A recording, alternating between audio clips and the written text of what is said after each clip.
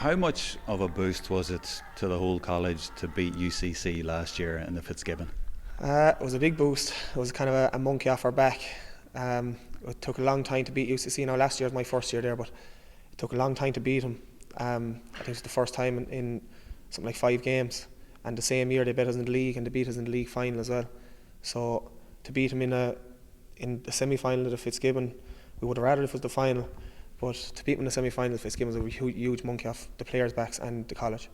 But of course you didn't go on to win it, so is the aim this year to beat UCC or to win it? Well, we don't mind who we beat, just as long as we win it. Like last year, we feel that we left it behind a bit. After playing the semi-final against UCC, we felt that we will go on and win this, but coming up against GMIT, who've won 7 out of 9 finals that they've played in, we know it's going to be a massive game. We just left behind us. So this year, we don't care who we play or who we come up against. Hopefully, we'll go the whole way this year.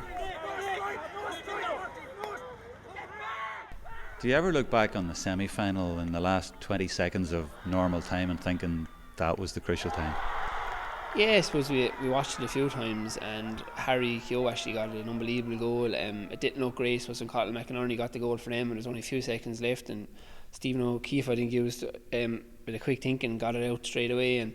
But look, I suppose that showed the character of the team and the attitude. We never died, we were willing to keep going the whole way, and I think, to be honest, after that day there, I think there was no one going to beat us in the final.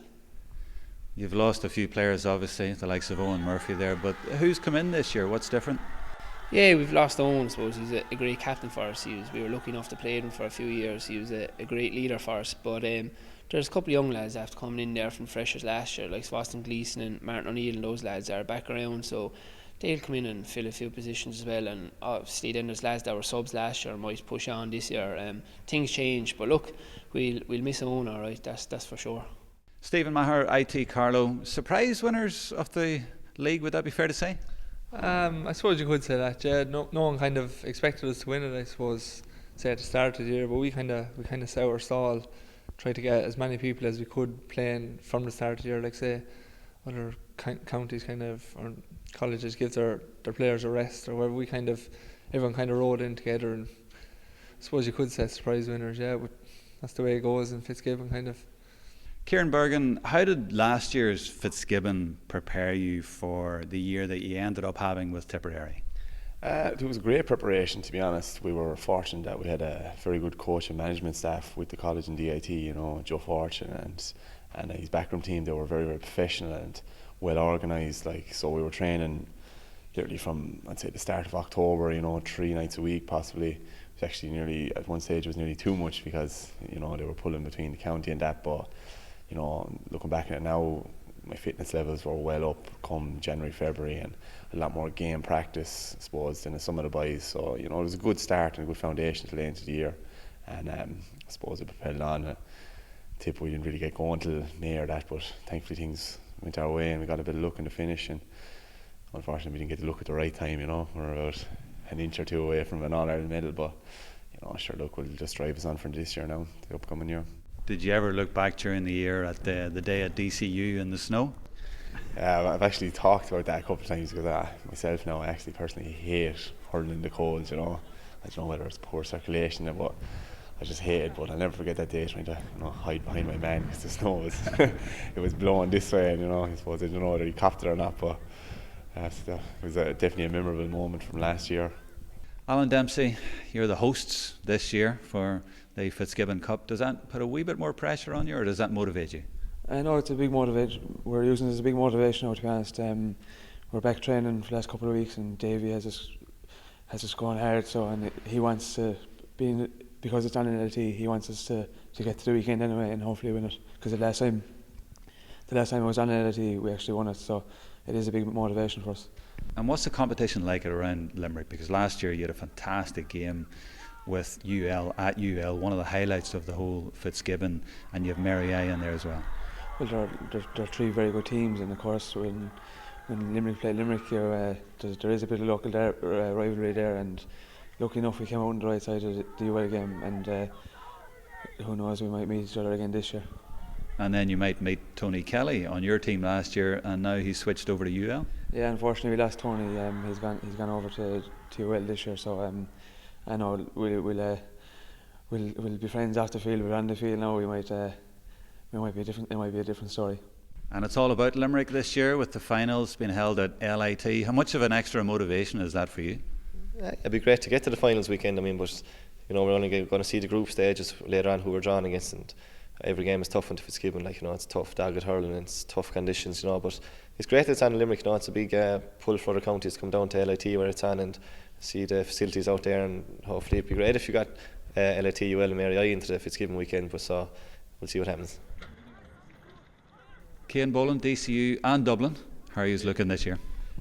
So far it's gone well with DCU. We won the first 3 games in the league and we fell short to Carlow IT in the semi-final. Were you surprised at Carlow coming through? They haven't been one of the big guns, but they've plenty of Kilkenny men in there. Yeah, no, they have a good team on paper and a few of their forwards are very good. So it was a tough enough game, but sure they won it in the end. And who have you got new this year? Who's come in this year that we mightn't have seen before at UCD that might make a bit of a difference? Well, if you look at the freshers team from last year, they won the All-Ireland last year, and if you look at that team, you've got the likes of Conor McDonald from Wexford, Owen Conroy, Conor Devitt, Jack O'Connor, and then you've got the Dublin guys as in Colin Cronin and Cian O'Callaghan, who are all making the step up to Fitzgibbon for the first time. Then you've the likes of Killian Buckley, All-Star this year, Garrett Sinnott from Wexford as well, so there's quite a lot of quality in the team. When you say all that, and with Nicky as manager, it all sounds very positive for UCD. Yeah, true, but we've seen it year in, year out in Fitzgibbon. It's not the team with the big names, it's not the team with the star players that win it. So it's about the team that wants to win it the most on the day and puts in the hard work. So that's what we're hoping to do. And what's it like for you then? You said it's your first year to be involved in the likes of higher education hurling as opposed to club or county. Looking forward to it now. Fitzgibbon hurls into be a great step up, and I'm looking forward to taking the step, and hopefully it can go well now, and I'm really looking forward to it. And from the teams you've played against so far, you'll have an idea what Fitzgibbon might be like. Who's looking good? Who's impressed you? We played Mary I now in the league, and I thought they were good now. They were a good team now. We played NUIG, but they were missing a few. But they've a very strong team, and they're all together now. Carlow won the league there now. They were big underdogs now, and they're going well. There's a lot of good teams I know. It's very hard to call it, Well, Waterford IT won it last year and they weren't necessarily expected, so it'll give the likes of yourselves some hope. Absolutely, yeah, and even the likes of LIT last year, they didn't have the greatest team and they got to a semi-final, so anything can happen, and that's the good thing about it, I suppose. Who's done well for you so far? What players would you pick out from the league who's done well? I suppose from a forwards point of view, you look at Jack Fagan. For me, not I would say a strong county, but he's probably one of the best hurlers so far. Probably doesn't get enough credit. With Taggy Fogarty, and that was his first game now from Kilkenny, recently retired. He had a super game now in the final, and then likes of Conor Duhan, of Ian Byrne of Wexford. Everyone kind of stood up to the plate. There's Conor back from Kerry, not another quiet place, we'll say, not a stronghold in hurling, but everyone's kind of rowing in together. It's a real strong team, I think. So winning Division 1 of the league, we have to install you then as favourites for the Fitzgibbon. Does that follow? I don't know about that now. That's a big step. Say, lads, we probably won't be put in the top 5, we'll say, before the start of the year. But if you talk about favouritism now, I don't know if you go that far now, but because you have the likes of UL, you have LIT, you have UCC, CIT, you have other. You just don't know what Fitzgibbon hurling. I probably won't take the favourites tag though.